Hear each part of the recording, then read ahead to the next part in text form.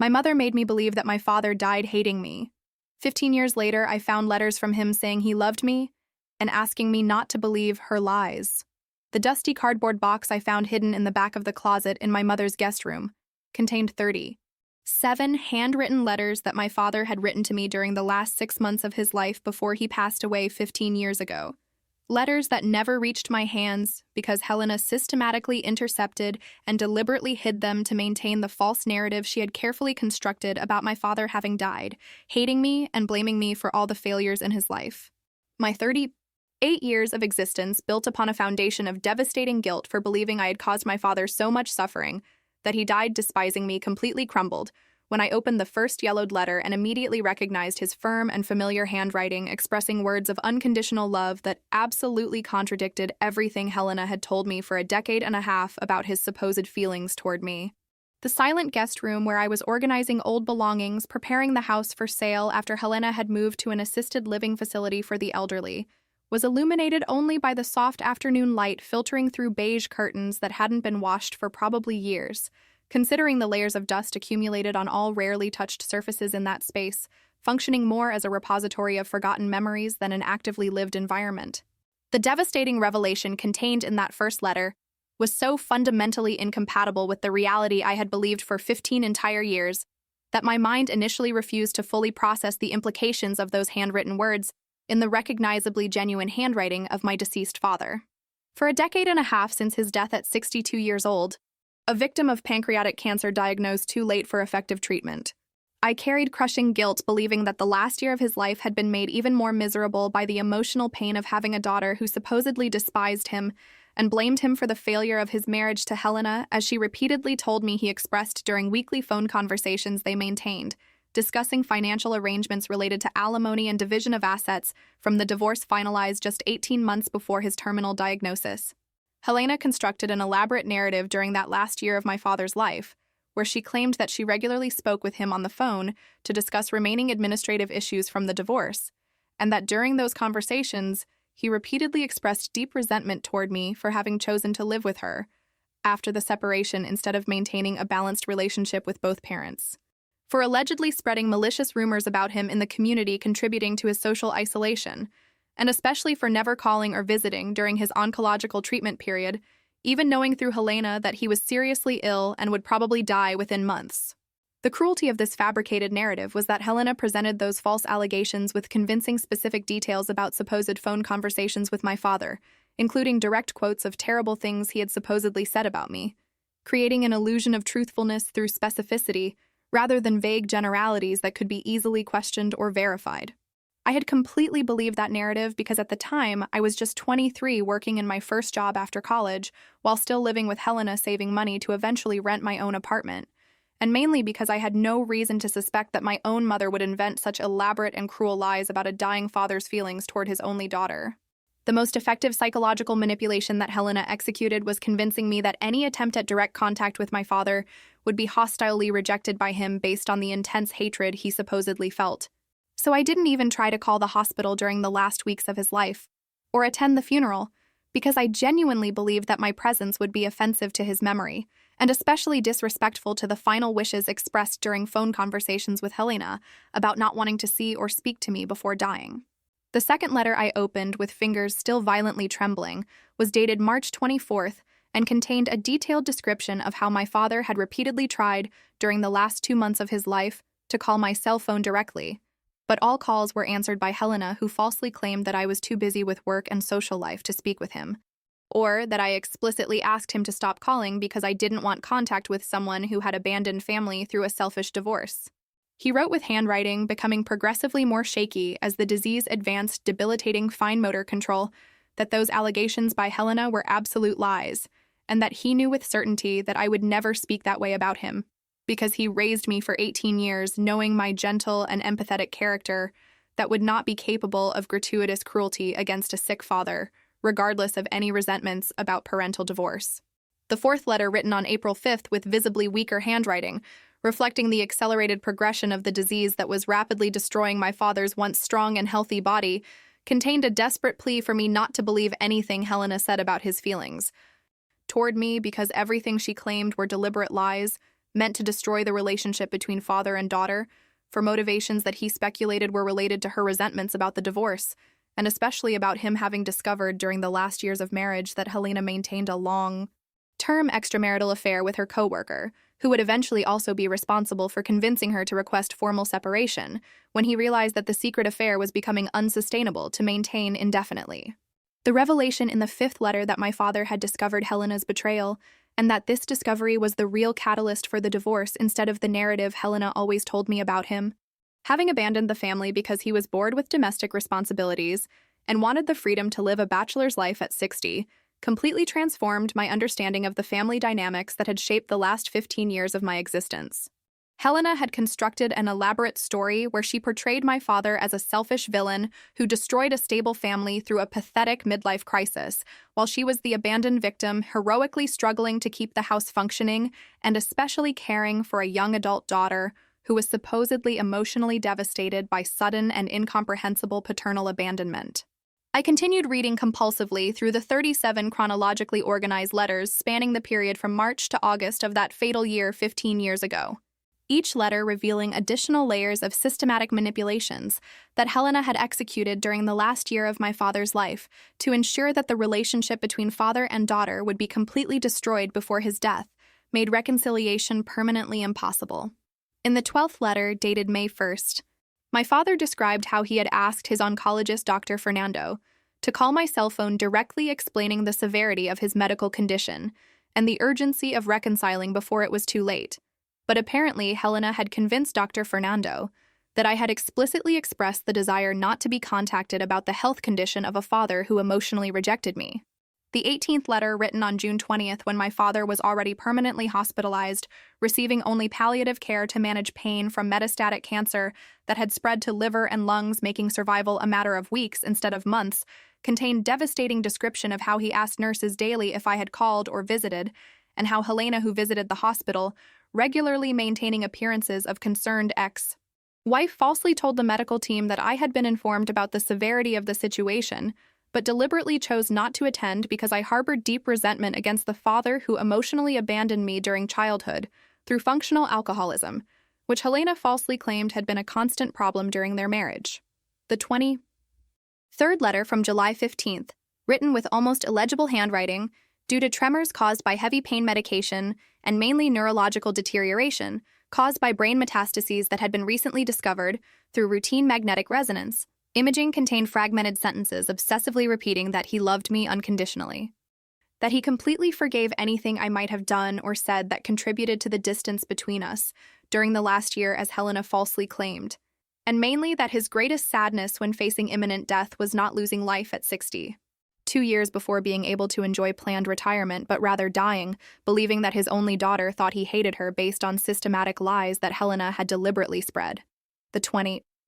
letter, dated August 1st, just 2 weeks before his death on August 15th, contained only 3 sentences written with obviously immense effort given the advanced physical deterioration at that terminal point of the disease. I love you, Laura, more than words can adequately express. Please don't believe the lies your mother told about my feelings toward you. And mainly, please forgive me for not being strong enough to directly confront Helena during years of manipulations that destroyed our relationship, before it was too late to repair damages caused by her systematic lies. When I finally finished reading all 37 letters, feeling as if I had been emotionally beaten during hours of exposure to devastating truths about maternal betrayal that had fundamentally shaped the last 15 years of my life through completely fabricated narratives,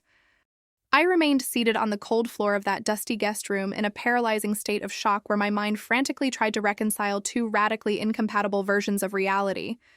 The narrative that Helena had meticulously constructed over a decade and a half about a father who died hating me versus irrefutable documentary evidence in his own handwritten words demonstrating unconditional love, and mainly revealing Helena's systematic manipulations deliberately intended to destroy the relationship between father and daughter. The sound of keys in the front door lock, followed by the familiar voice of Marcos, my 42-year-old husband, calling my name,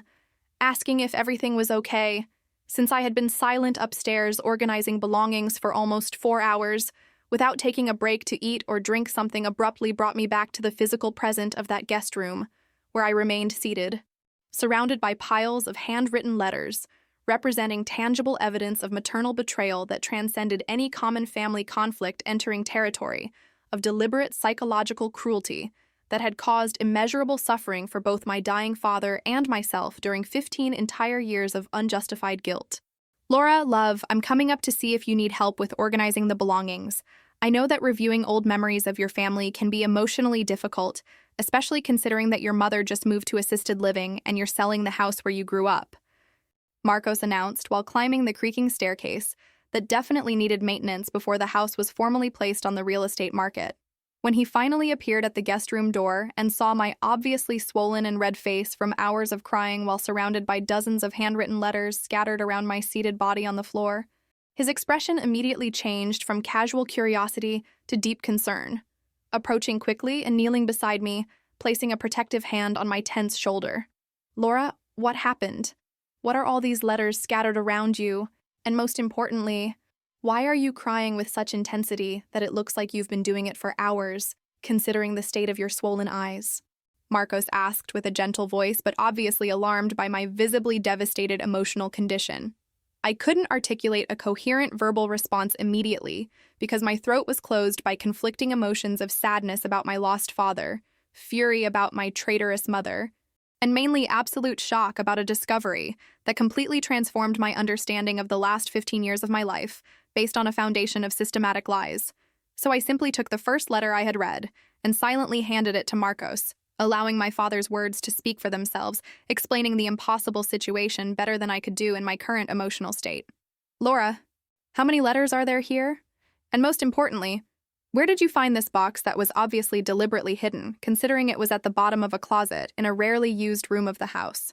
Marcos asked as his analytical engineer's mind began methodically processing all dimensions of the discovery, trying to build a complete chronology, and mainly identify the next practical steps we would need to take to confront Helena about the devastating maternal betrayal that had been revealed through that irrefutable documentary evidence. During the following hour, we remained seated together on that cold floor of the guest room, while Marcos systematically read through all 37 letters arranged chronologically, occasionally asking clarifying questions about specific context or people mentioned that he didn't personally know, but that I could identify based on knowledge about my father's extended family and social relationships. When Marcos finally finished reading the last letter dated August 12th, just 3 days before my father's death,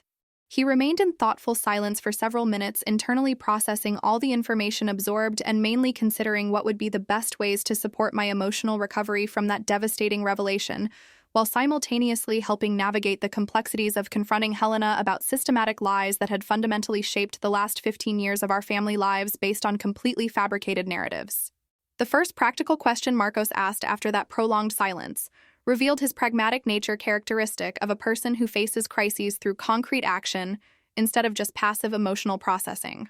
Laura, do you want to directly confront your mother about these letters and demand explanations about why she constructed an elaborate narrative of lies about your father's feelings? Or do you prefer to first process all this with the help of a professional therapist who can help you work through the complex emotions before having potentially explosive conversations with Helena? Marcos questioned, demonstrating sensitive understanding about how traumatic discoveries of this magnitude require considerable care in how they are processed, and mainly in how they are eventually confronted with perpetrators of betrayal, to avoid escalation that could cause additional emotional damage instead of providing resolution or healthy closure.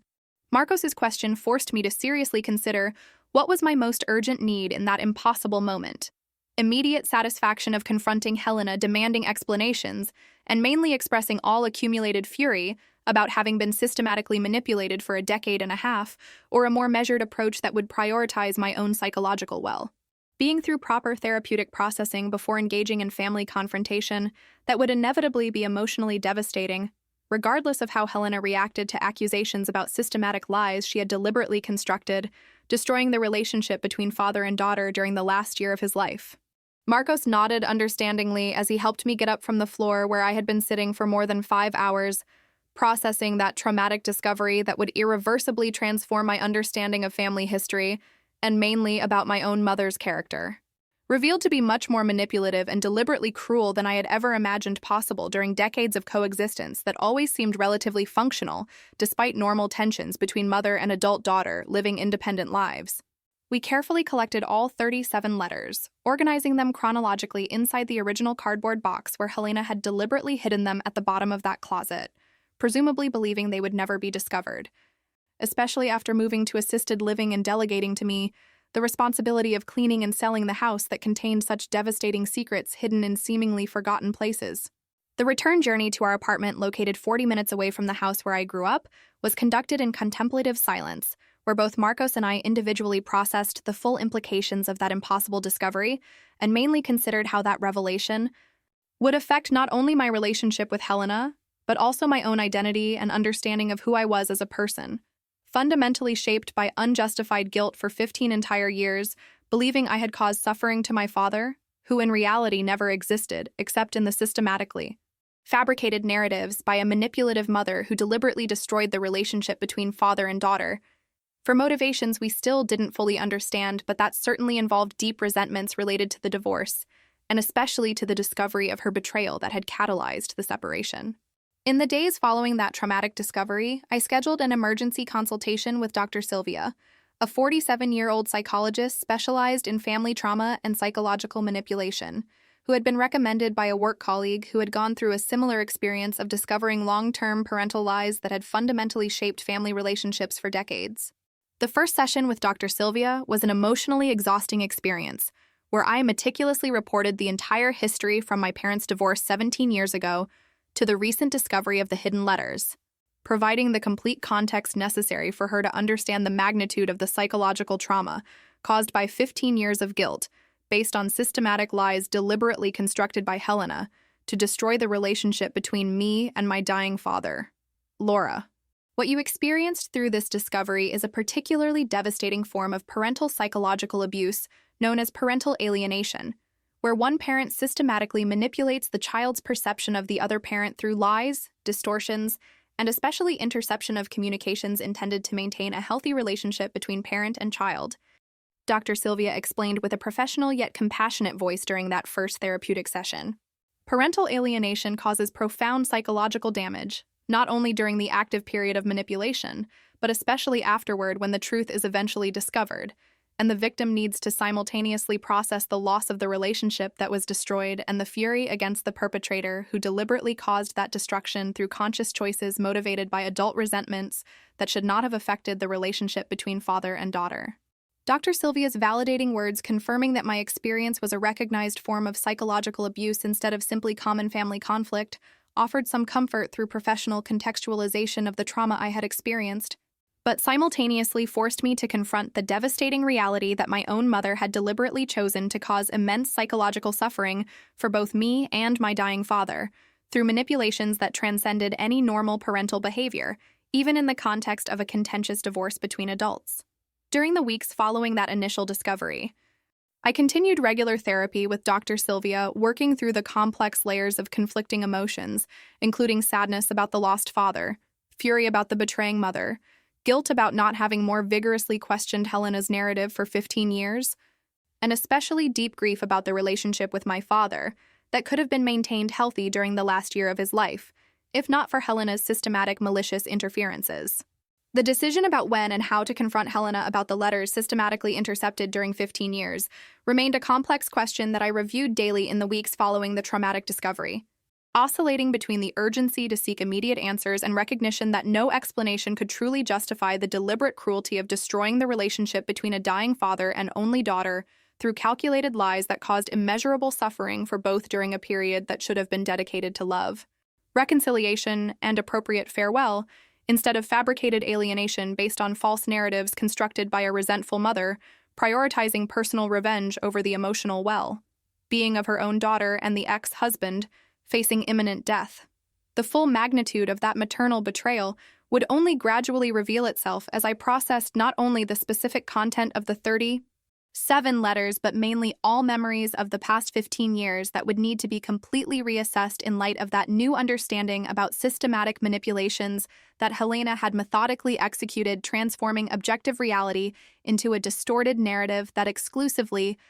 served her interests in maintaining control over my perception of family history, even if it meant deliberately inflicting lasting psychological trauma on her own daughter through unjustified guilt about a supposed role in paternal suffering during his last months of life when documented. Truth demonstrated exactly the opposite, revealing unconditional love that never wavered, despite all the artificial barriers that Helena had systematically built to prevent direct communication between us during a critical period when reconciliation was still possible before final.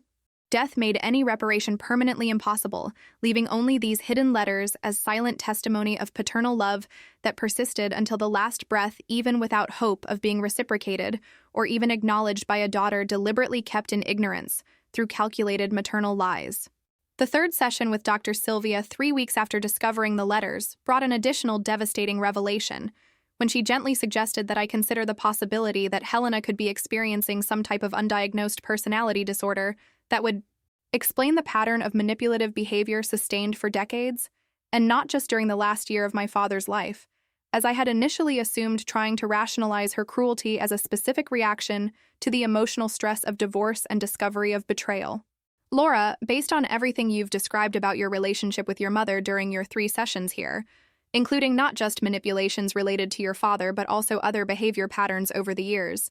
I need to carefully suggest that Helena may present characteristics consistent with narcissistic personality disorder, where a person demonstrates pathological need for control over family narratives, lack of genuine empathy for others' suffering, and especially willingness to sacrifice the well-being of others, including their own children, to maintain a distorted sense of moral superiority and situational control. Dr. Sylvia explained with professional delicacy while observing my reaction to that suggestion that would fundamentally transform how I understood not just the incident with the letters, but entire decades of interactions with Helena that had always left me emotionally exhausted without being able to identify exactly why.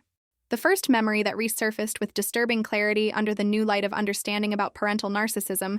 was an incident when I was 12 years old and had been selected for the main role in a school play about which I was extremely enthusiastic until Helena began systematically undermining my confidence through seemingly concerned comments about me not having enough natural talent for such a demanding role, and especially about how it would be humiliating for the entire family if I failed publicly during the presentation in front of hundreds of spectators, including other children's parents, who would certainly judge her parenting abilities based on my inadequate performance. Eventually, I gave up the role, citing scheduling conflicts, when the reality was that Helena had effectively destroyed my self-confidence through weeks of criticism disguised as concerned maternal guidance. The second memory that emerged painfully was a recurring pattern during adolescence, where Helena systematically sabotaged friendship relationships I developed with school colleagues through subtle tactics that included making deprecating comments about the character of these friends whenever I mentioned spending time with them, creating schedule conflicts that prevented me from participating in important social activities, and mainly cultivating an atmosphere where I felt guilty for prioritizing friendships instead of spending time with her, who claimed to feel abandoned and lonely whenever I demonstrated growing social independence natural during adolescent development. The pattern was always similar. Helena initially pretended to approve new friendships, but gradually began planting seeds of distrust through seemingly concerned observations about questionable behavior of these friends, until relationships naturally deteriorated, leaving me increasingly socially isolated and dependent on her for emotional companionship. During that third therapeutic session where these memories resurfaced with radically different interpretation under the light of understanding about parental narcissism, Dr. Sylvia helped me identify a consistent pattern where Helena had systematically prevented my development of healthy emotional autonomy through manipulative tactics that included alternating between excessive idealization when I met her expectations and cruel devaluation when I showed any sign of independence that threatened her control over my life, and especially over family narratives that she carefully constructed for external consumption, where we were portrayed as exceptionally close mother and daughter, when the private reality was much more complex and emotionally suffocating. The most devastating revelation during that session was recognizing that even my marriage to Marcos had been initially sabotaged by Helena through systematic attempts to convince me that he was not an adequate partner based on an elaborate list of imaginary flaws that she obsessively identified whenever I mentioned future plans with him. Only Marcos's persistence in continuing the relationship with me, despite Helena's veiled but constant hostility, and especially my conscious decision to establish firm boundaries with her regarding interference in my romantic relationship, had allowed the marriage to survive the initial period of maternal sabotage, which at the time I had rationalized as legitimate concern of a mother, about a daughter making hasty choices, when the reality was a calculated attempt to maintain control over my emotional life through isolation from a romantic partner who could offer an alternative perspective on dysfunctional family dynamics. Laura, I want you to understand that recognizing patterns of parental narcissism in your family history does not mean excusing Helena's behavior or minimizing trauma that she deliberately caused through systematic manipulations, but rather offering context that can help you process experiences in a way that promotes healing, instead of simply feeding a cycle of anger and resentment that can be equally destructive to your psychological well-being in the long term. Dr. Sylvia clarified when she noticed my expression changing from revelation to growing fury as I processed the complete extent of Helena's manipulations over decades and not just during the last year of my father's life. People with narcissistic personality disorder genuinely do not possess the neurological capacity for deep empathy that healthy people naturally experience.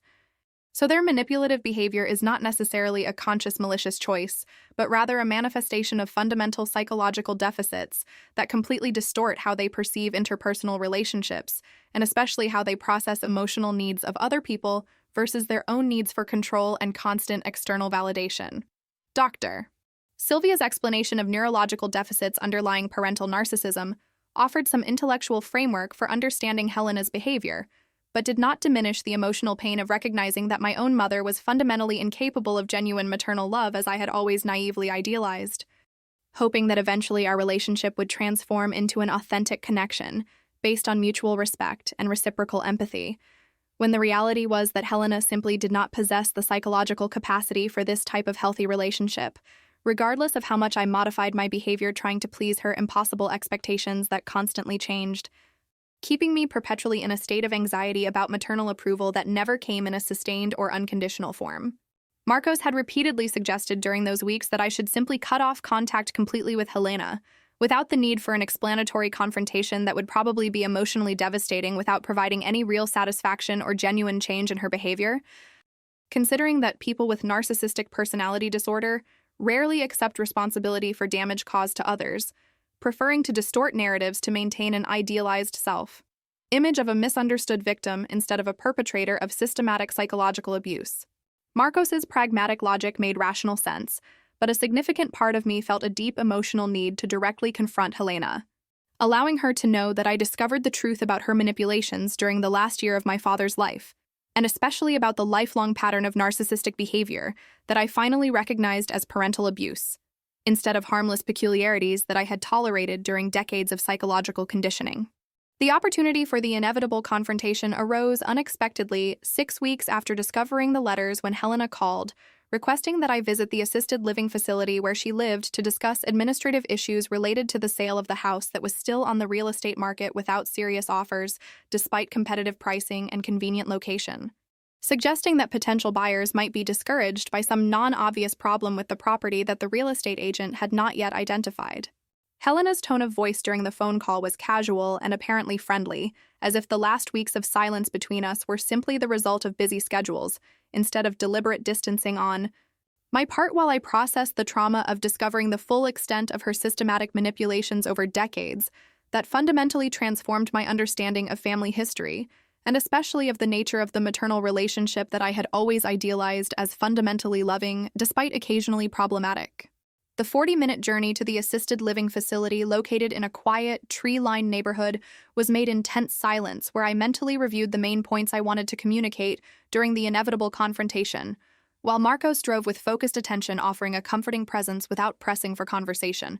that I clearly wasn't prepared to have yet. Being completely absorbed in psychological preparation for an encounter that would irreversibly transform the relationship with Helena, regardless of how she reacted to the revelations about the discovery of the letters, and especially about the recognition of a lifelong pattern of parental narcissism that I finally identified as systematic psychological abuse, instead of simply normal challenges of a relationship between mother and adult daughter, navigating growing independence and natural differences in personality and perspective on life. The assisted living facility was a modern installation designed to offer a comfortable environment for elderly people who needed some level of supervision and assistance with daily activities, but who still maintained a significant degree of independence and autonomy, unlike traditional nursing homes that often had a depressing and depersonalized institutional atmosphere. The spacious entrance hall, decorated with contemporary furniture and especially with abundant green plants, created the impression of a boutique hotel instead of a geriatric facility. And uniformed staff who circulated greeting residents by name demonstrated a level of personalization of care that justified the substantial monthly fee that I paid to ensure that Helena received adequate attention during the final years of her life, regardless of how complex and painful our relationship had proven to be under the light of recent understanding about her systematic manipulations. When the receptionist directed us to Helena's apartment located on the third floor with a pleasant view of a meticulously maintained internal garden, I felt my heart violently accelerating, anticipating the imminent confrontation that I had mentally rehearsed dozens of times during the previous weeks, but still seemed impossible to execute with the clarity and composure necessary to effectively communicate the magnitude of the trauma that her manipulations had caused not only during the last year of my father's life, but during entire decades of psychological conditioning that systematically undermined my self-esteem and ability to develop healthy relationships based on authentic trust, instead of constant anxiety about approval that never came in a sustained or unconditional form. Helena opened the apartment door with an apparently genuine smile that quickly transformed into an expression of controlled surprise when she noticed Marcos's presence by my side, suggesting that she had expected an individual visit where she could exercise situational control. Through emotional manipulations that worked more effectively in private contexts without external witnesses who could offer objective perspective on interaction dynamics that she skillfully distorted whenever it was convenient for the narratives she constructed. The apartment was a compact space, but elegantly decorated with furniture that Helena had carefully selected from the family home before moving to the assisted living residence, including shelves filled with carefully curated family photographs portraying decades of seemingly happy moments that I now recognized were elaborate performances for the camera instead of authentic representations of functional family relationships. Laura, what a pleasant surprise to see you after so many weeks of silence. I was beginning to worry that perhaps you were sick or overwhelmed with work, considering that you haven't returned my phone calls or messages during the entire last month. Helena began with a tone that mixed performative maternal concern with veiled censure about my supposed filial neglect, completely ignoring or genuinely unaware about the fact that the silence between us was a direct result of me processing the traumatic discovery of her systematic manipulations. Hello, Helena. I brought Marcos with me today because we need to have a serious conversation about something I recently discovered when I was organizing belongings in the house preparing for sale, and I thought it important to have a witness present during our discussion considering the sensitive nature of the subject we're going to address. I responded, maintaining a controlled voice despite my hands slightly trembling from the combination of nervousness and repressed fury that boiled beneath the seemingly calm surface. Helena's expression subtly changed from controlled surprise to growing defensiveness when I mentioned the recent discovery in the house, and I noticed a quick calculation happening behind cold brown eyes that had always conveyed more calculated manipulation than genuine affection, even during supposedly tender moments of our coexistence that I now recognized were elaborate performances instead of authentic expressions of unconditional maternal love. Please sit down. Would you like some coffee or tea before we begin this apparently important conversation that couldn't have been conducted by phone, sparing you the trip here, considering that you both certainly have very busy schedules? Helena offered with forced hospitality that masked growing anxiety about which specific discovery I was about to reveal, and especially about what the consequences would be for the carefully constructed narratives she maintained about an idealized family relationship. The silence that followed my initial statement was tense and loaded with meaning, while Helena rapidly processed the implications that a secret she presumably believed to be permanently buried had been discovered, and especially that I now possessed irrefutable documentary evidence of at least some of her manipulations, making it impossible to employ her usual tactics of denial or reality distortion that worked effectively in contexts where it was her word against my imprecise memories of past events. Laura, I don't know what kind of distorted narrative you've constructed in your head based on old letters your father wrote during a period where he was under the influence of heavy pain medications that certainly affected his mental clarity. But I can assure you that my actions during that difficult period were exclusively motivated by legitimate maternal concern about protecting you from additional suffering caused by a father who was dying with many unresolved resentments about the failure of our marriage. Helena responded, employing the classic tactic of reformulating the narrative, transforming deliberate interception of communications into maternal protective action. Helena's attempt to distort reality through claims about medication affecting my father's mental clarity was particularly offensive considering that older letters written in March when he had just started Oncological treatment and wasn't yet on heavy pain medications were perfectly articulated and coherent, demonstrating an absolutely clear mind and mainly revealing specific details about Helena's manipulations that only someone with precise understanding of the situation could have documented so meticulously. Helena, stop trying to distort reality through convenient claims about my father's mental state, because I've read all 37 letters multiple times and can categorically confirm that he was perfectly lucid when he wrote specifically describing how you intercepted his phone calls, falsely claiming that I didn't want to speak to him. How you convinced his doctor not to contact me about the severity of his condition,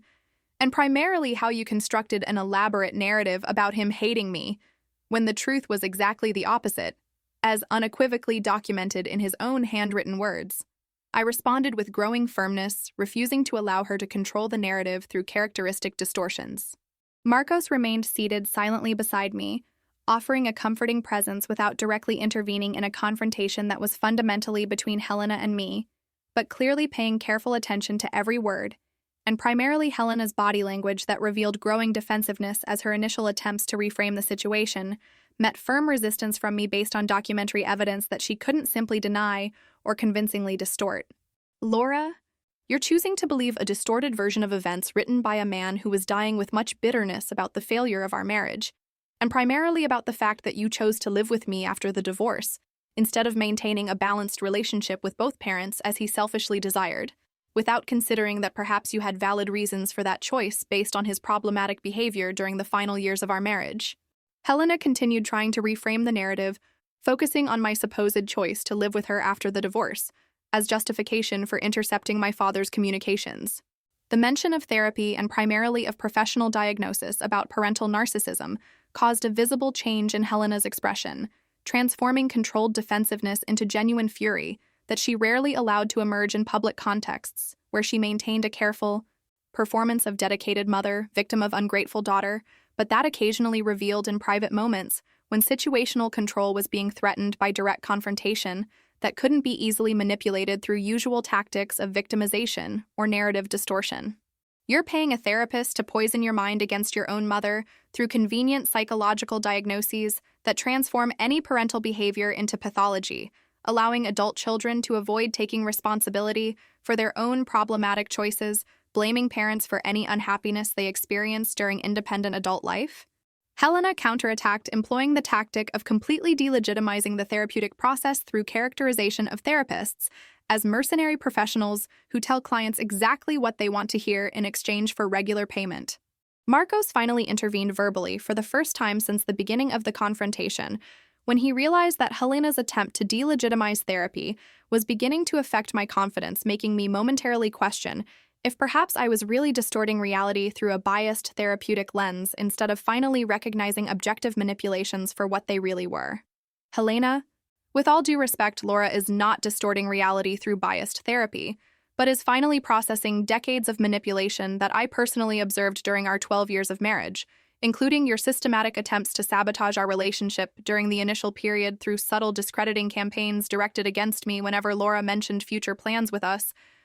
and especially your constant attempts to keep Laura socially isolated and emotionally dependent on you through tactics that any objective observer would recognize as problematic controlling behavior rather than legitimate maternal concern, Marcos declared with respectful but unequivocal firmness, offering an external perspective that validated my experiences. Helena's frustration became increasingly visible as her successive attempts to manipulate the narrative met firm resistance based on documentary evidence, independent testimony, and especially therapeutic understanding about characteristic tactics of parental narcissism that no longer worked effectively, now that I recognized manipulations for what they really were, instead of internalizing them as reflections of my inadequacies as I had done during decades of psychological conditioning. Laura, if you came here simply to accuse me of being a terrible mother, based on distorted interpretations of actions that were always motivated by genuine maternal love, even if occasionally expressed in ways that you retrospectively choose to characterize as pathological manipulation, then perhaps it would be better to end this conversation before we say things we cannot take back later, permanently ruining a relationship that can still be salvageable if you choose forgiveness and understanding instead of judgment and accusation. Helena declared, employing a last defensive tactic of threatening relational consequences if I continued confrontation instead of accepting her convenient reframing of problematic behavior. Helena's veiled threat about permanently ruining our relationship through continuation of confrontation revealed exactly the type of emotional control she had exercised throughout my life, where any attempt to establish healthy boundaries or question her problematic behavior was met with implicit or explicit threats of maternal abandonment that activated deep anxiety about rejection that had been carefully cultivated during years of psychological conditioning. Helena, our relationship is already irreversibly transformed by what I've discovered in recent weeks, not just about intercepted letters, but mainly about the lifelong pattern of manipulations that I finally recognize as systematic parental abuse. So I'm not here seeking reconciliation based on unilateral forgiveness of behavior that you don't even acknowledge as problematic, but rather to clearly communicate that I will establish firm boundaries from now on, including possibly cutting contact completely if you don't demonstrate genuine willingness to take responsibility for damages caused, and especially to start your own therapeutic process to address underlying psychological issues that motivate chronic manipulative behavior. I declared with firmness that surprised even myself, considering decades of conditioning to prioritize Helena's emotional needs over my own psychological well-being. The ultimatum I presented about establishing firm boundaries, including the possibility of cutting contact completely, caused a dramatic change in Helena's expression, transforming defensive fury into genuine panic, because apparently for the first time in her life, she was facing real consequences of manipulative behavior she had executed for decades, presuming that I would always forgive or at least tolerate, due to a combination of psychological conditioning and especially social pressures about maintaining family relationships regardless of how dysfunctional or emotionally destructive they might be. Laura, you cannot be seriously talking about completely cutting contact with your own mother, based on exaggerated accusations about behavior that any rational person would recognize as simply expressions of strong maternal love that occasionally crosses boundaries due to the intensity of genuine concern about your well-being. Helena protested, employing a characteristic emotional appeal, trying to activate filial guilt that she had carefully cultivated during years of psychological manipulation. Marcos placed a comforting hand on my shoulder, offering silent physical support as I navigated that impossible moment of establishing firm boundaries with Helena for the first time in life,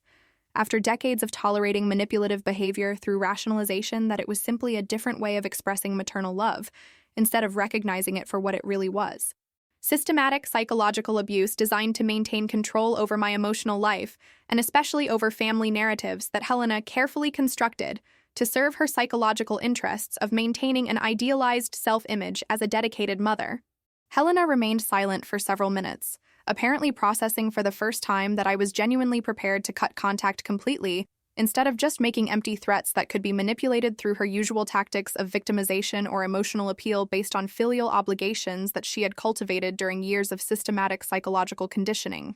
Laura,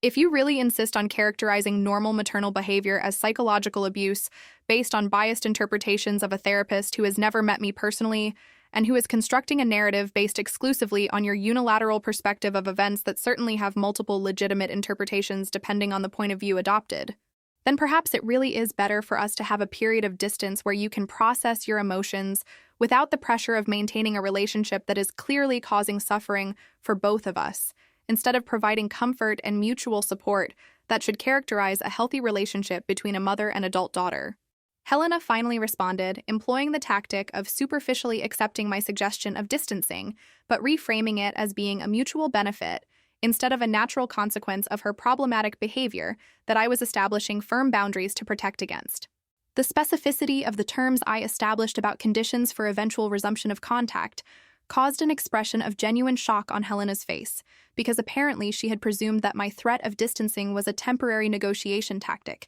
instead of a firm boundary based on deep therapeutic understanding about the need to protect my psychological well-being from her chronic manipulative behavior that showed no signs of genuine change, but only increasingly elaborate reformulations designed to avoid taking responsibility for damage caused during decades of systematic parental narcissism.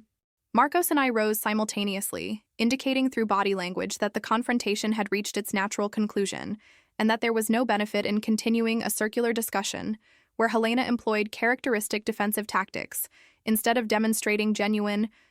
willingness to recognize the legitimacy of concerns we had expressed based on irrefutable documentary evidence, and especially on independent testimony validating the pattern of problematic behavior during years of direct observation. The 6 months following the definitive confrontation with Helena and especially the discovery of additional letters through Ricardo, were a period of profound transformation where I systematically reconstructed my understanding of personal identity that had been fundamentally shaped by decades of maternal manipulations, now finally recognized as systematic psychological abuse instead of harmless peculiarities or expressions of difficult maternal love, as I had rationalized during most of my life through conditioning that undermined the ability to trust my own perceptions of reality.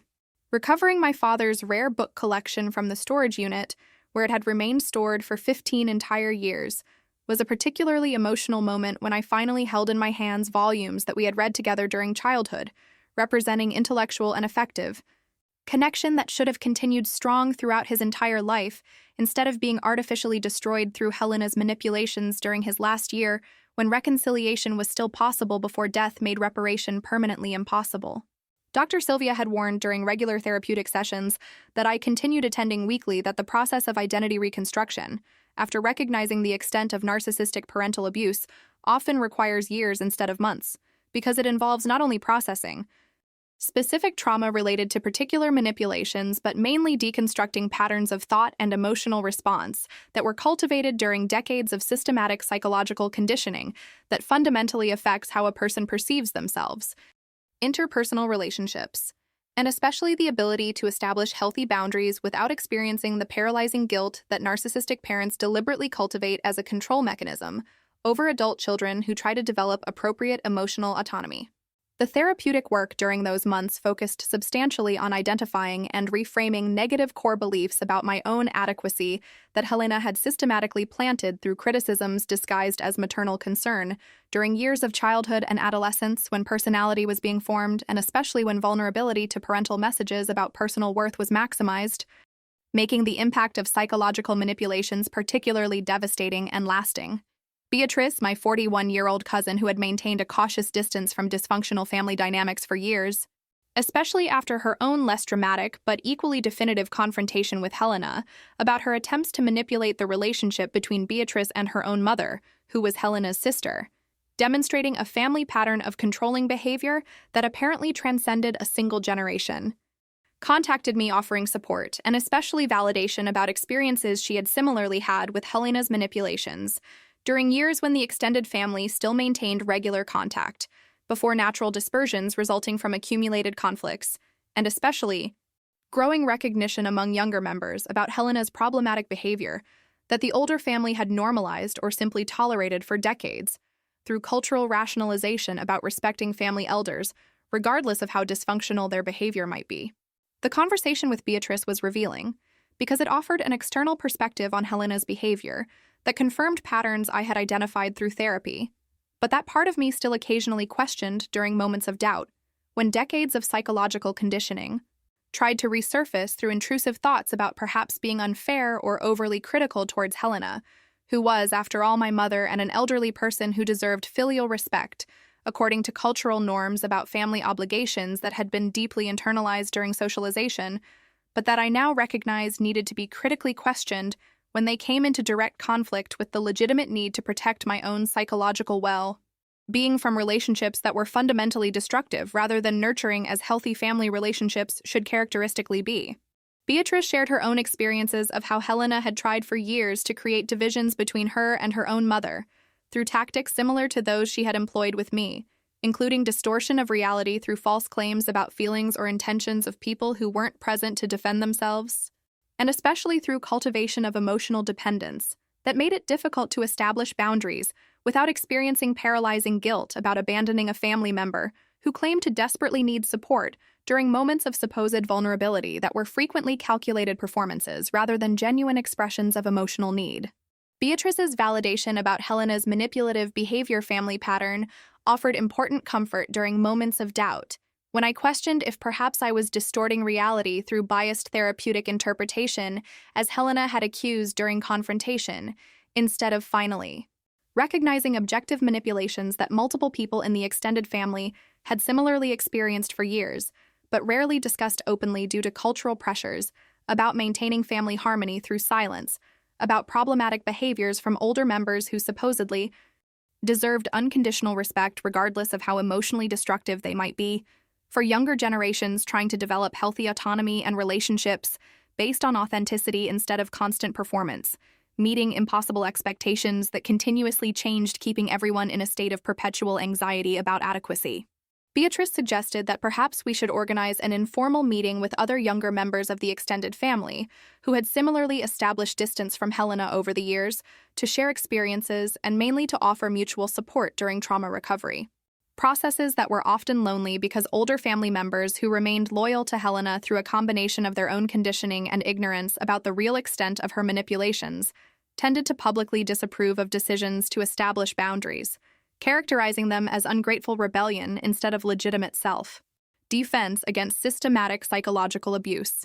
The informal meeting we organized 3 months after my confrontation with Helena gathered 6 extended family members ranging in age from 35 to 48 years who had all independently established varying degrees of distance from Helena over the years, for reasons that we now recognized were fundamentally similar, related to a consistent pattern of manipulative behavior that transcended individual relationships, revealing systematic characteristics of personality disorder, instead of simply isolated interpersonal conflicts as Helena invariably characterized when confronted. The stories shared during that 4-hour meeting in a private cafe that we reserved specifically to have a safe space for sensitive discussions revealed a disturbing pattern where Helena had employed virtually identical tactics with multiple people over decades, including systematic distortion of reality, through false claims about third parties' feelings or intentions, interception of communications to maintain control over relational narratives,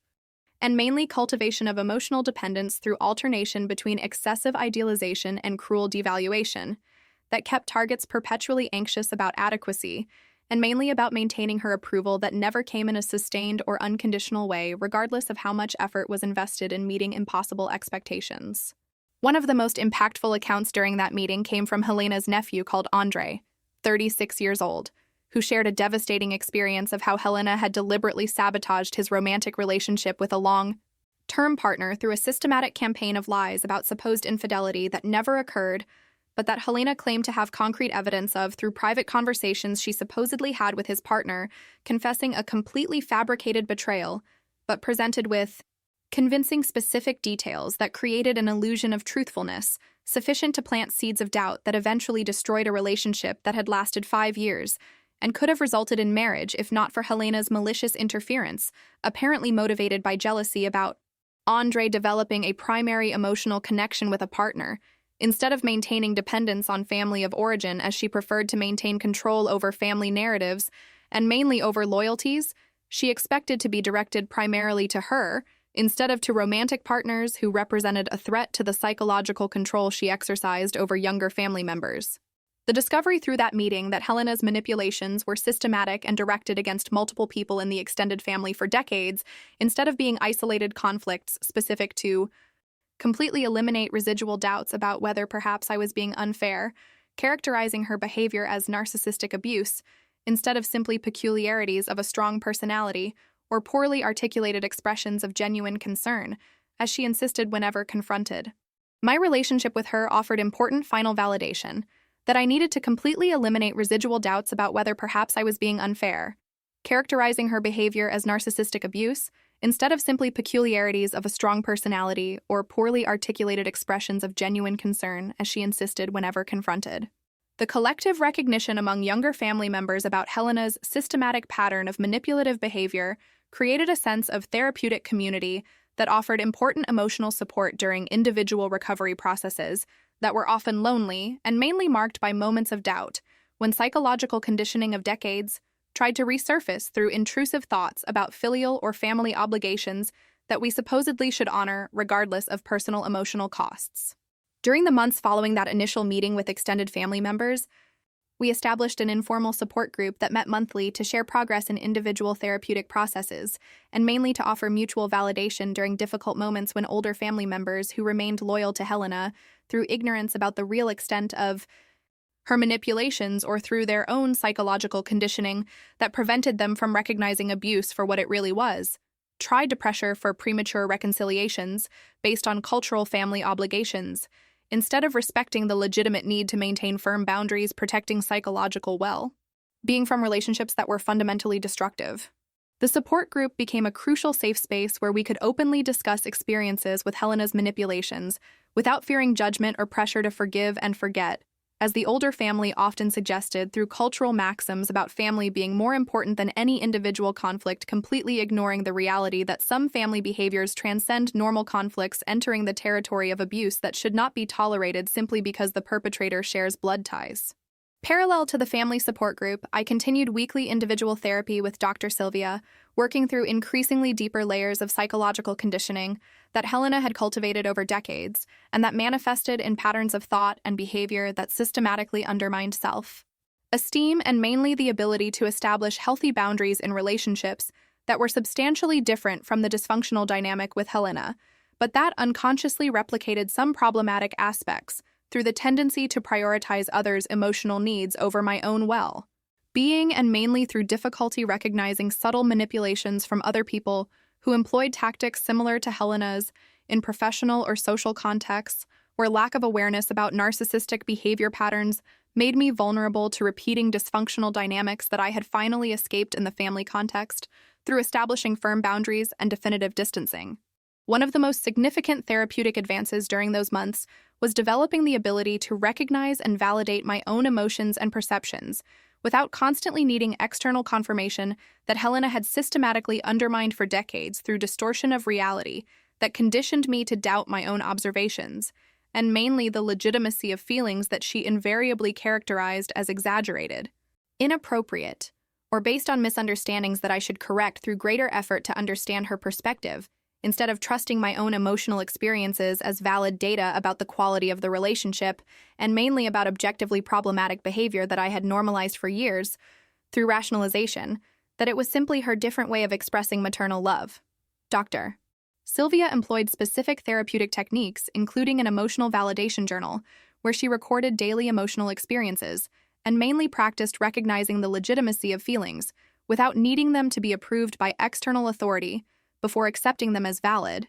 an exercise that revealed the extent to which Helena's conditioning had fundamentally undermined her ability to trust her own perceptions, creating a psychological dependence on external validation that made her vulnerable to manipulations by any person employing similar reality distortion tactics. Approximately 8 months after the initial confrontation with Helena, I received an unexpected phone call from the social worker at the assisted living residence, informing that Helena had requested a meeting mediated by a professional to discuss possible reconciliation, after a period of reflection that she characterized as having been therapeutically productive. Helping her better understand my perspectives on the relationship that she recognized had occasionally been problematic due to different communication styles,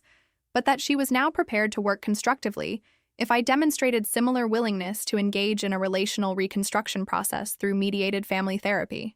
Helena's request for a mediated meeting was simultaneously encouraging because it suggested some recognition that the relationship had been problematic and mainly discouraging, because the language employed through the social worker revealed that Helena continued minimizing the extent of manipulative behavior, characterizing it as simply different communication styles, instead of assuming genuine responsibility for systematic psychological abuse that she had executed for decades, including specifically the interception of my father's letters, which had caused 15 years of psychological trauma based on fabricated guilt. I discussed Helena's request for a mediated meeting during a therapeutic session with Dr. Sylvia, who cautiously warned that people with narcissistic personality disorder frequently employ family therapy as an additional platform for manipulations instead of a genuine space for acknowledging problematic behavior and authentic change,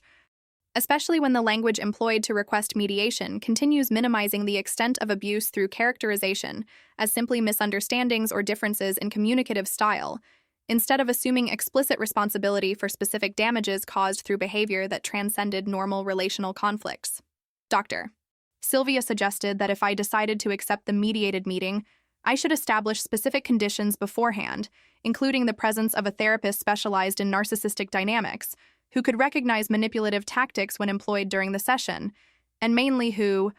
could maintain focus on Helena's recognition of specific problematic behavior, instead of allowing the session to transform into a circular discussion about legitimate perspective differences, as narcissistic people invariably characterize abuse when confronted in public or therapeutic contexts. After carefully considering for 2 weeks, Consulting not only Dr. Sylvia but also Marcos and members of the family support group who had their own experiences with frustrated attempts at mediated reconciliation with Helena over the years that invariably resulted in more manipulations instead of genuine change. I decided to accept the mediated meeting, but only under specific conditions that included the presence of a family therapist specialized in personality disorders, whom I would select independently instead of accepting a professional suggested by Helena or the assisted living residents. And mainly, that the meeting would be a single exploratory session to assess whether Helena demonstrated genuine willingness to assume responsibility for specific behaviors that I had identified as abusive, instead of simply seeking reconciliation based on my acceptance of a minimized narrative about the relationship having been occasionally challenging, but fundamentally loving, as she always characterized it when confronted. The mediated meeting was scheduled for 3 weeks later in the office of a family therapist named Dr. Fernanda, who specialized in narcissistic dynamics, and particularly in mediating confrontations between adult children and parents with personality disorders, where the main objective was not necessarily reconciliation, but rather establishing honest communication about damages caused, and primarily assessing whether the parent demonstrated genuine capacity to recognize problematic behavior, instead of simply seeking to reestablish control over the child through a superficial appearance of being willing to work on the relationship. Dr. Fernanda had previously requested via email that both Helena and I prepare written statements detailing our perspectives on the relationship, and especially about specific behaviors that we had identified as problematic, so that the session could focus on substantive discussion instead of being dominated by denials or characteristic reformulations that narcissistic people employ when confronted without structural preparation that maintains focus on specific issues instead of allowing strategic diversions. The written statement that I prepared during the weeks prior to the mediated meeting with the assistance of Dr. Sylvia systematically documented specific behaviors of Helena that I had identified as manipulative, including interception of my father's letters during the last year of his life, sabotage of friendship relationships during adolescence through subtle discrediting campaigns, attempts to sabotage the initial relationship with Marcos through false allegations about his character, and especially a lifelong pattern of alternating between excessive idealization and cruel devaluation that kept me in a perpetual state of anxiety about adequacy, and especially about maintaining maternal approval that never came in a sustained or unconditional manner. The statement also included specific impacts that those behaviors had caused on my psychological well-being, including development of chronic anxiety about relationships, difficulty establishing healthy boundaries without experiencing paralyzing guilt, and especially 15 years of trauma based on fabricated guilt about my supposed role in my father's suffering during the last months of his life, when the reality documented in the intercepted letters revealed unconditional paternal love instead of the hatred that Helena had falsely alleged for a decade and a half. When the day of the mediated meeting finally arrived, 10 months after the initial confrontation with Helena, I entered Dr. Fernanda's office accompanied by Marcos, who had insisted on being present as emotional support even if he did not actively participate during the session, unless specifically requested to offer perspective as a witness of Helena's behavior during years of direct observation. Helena was already seated in a comfortable chair near the office window, looking visibly more fragile than she had appeared 10 months ago during the initial confrontation, a change that I attributed partially to the natural aging of a 63-year-old woman, but also partially to the possible psychological impact of having been confronted for the first time with real consequences of manipulative behavior through the establishment of firm boundaries that I consistently maintained during months, despite her occasional attempts to re-establish contact through messages that employed characteristic tactics of victimization or emotional appeal based on filial obligations. Dr. Fernanda began the session by establishing structural rules that included each person having an uninterrupted opportunity to read the written statement they had prepared, while the other person simply listened without responding until both statements were completely presented. A procedure that she explained was necessary to avoid a common pattern in family mediations, where people with narcissistic tendencies constantly interrupt to deny or reformulate allegations before they are completely articulated, creating a chaotic atmosphere that prevents substantive communication about specific problematic behaviors. Helena verbally agreed with the structural rules, but her body language revealed obvious discomfort about the procedure that would limit her ability to control the narrative through strategic interruptions or immediate reformulations that were characteristic tactics she employed during confrontations where she tried to maintain control over how her behavior was characterized, instead of allowing other people to completely articulate perspectives on the impacts her manipulations had caused on psychological well-being. I read my written statement for 15 minutes that seemed simultaneously infinite due to the emotional intensity of verbally articulating in Helena's presence the complete extent of trauma that her manipulations had caused for decades, and also surprisingly brief considering I was condensing 40 years of experiences into a document that Dr. Fernanda had recommended keeping focused on specific observable behaviors, instead of including psychological interpretations about motivations that Helena would invariably contest through claims that I had not understood genuine intentions behind actions that she always characterized as being motivated by maternal love, even when objective results were clearly destructive to emotional well-being. During the reading of the statement, I maintained eye contact mainly with Dr. Fernanda instead of with Helena, because observing her reactions would make it impossible to maintain the composure necessary to complete the presentation in a way that clearly communicated the extent of damages, without allowing emotions to dominate in a manner that Helena could then characterize as evidence that I was being irrational or excessively dramatic, instead of simply expressing legitimate impacts of objectively problematic behavior. When I finished reading the statement and finally looked at Helena hoping to see some sign of recognition about behaviors that I had documented, or at least an expression of sadness about the impacts that her manipulations had caused regardless of intentions she claimed to have had, I found instead an expression of barely contained indignation that suggested she was processing the statement not as an opportunity to understand my perspective on our dysfunctional relationship, but rather as a list of unfair accusations that she needed to systematically refute to reestablish her narrative where she was a dedicated mother victim of an ungrateful daughter who distorted reality through biased interpretations influenced by a therapist who had never personally met Helena, and therefore could not objectively evaluate whether behaviors that I characterized as abusive were really deliberate manipulations instead of simply misunderstandings, based on legitimate differences in communicative style or cultural expectations about relationships between mothers and adult daughters. Helena's statement, when it was finally her turn to present her perspective on the relationship, completely confirmed fears that I had extensively discussed with Dr. Sylvia during previous weeks about the mediated meeting potentially being employed by Helena as an additional platform for manipulations instead of a genuine space for recognition of problematic behavior. Helena read for 20 minutes a statement she had prepared employing carefully constructed language that superficially acknowledged that the relationship had occasionally been challenging, but attributed all conflicts to misunderstandings based on generational differences in expectations about family relationships, and mainly on the influence of therapists and romantic partner who she alleged had progressively alienated me from traditional family values that she had tried to instill during my upbringing, but that I had rejected during the transition to independent adult life. Helena's statement did not include a single specific recognition of behavior that I had identified as manipulative in my statement, but instead systematically reformulated each example I had cited into an alternative version, where her actions were motivated by legitimate maternal concern that I had misinterpreted through a lens of distrust cultivated by external influences hostile to maintaining a close relationship between mother and daughter.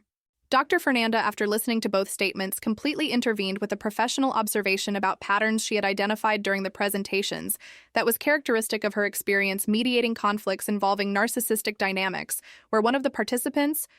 demonstrated a fundamental inability to recognize another's perspective as valid instead of simply a distorted version of reality that needed to be corrected through the representation of a preferred narrative that served the psychological interests of maintaining an idealized self-image. Dr. Fernanda asked Helena directly if she could identify any specific behavior I had mentioned in my statement that she acknowledged had caused a negative impact on my emotional well-being regardless of what the intentions behind that behavior had been.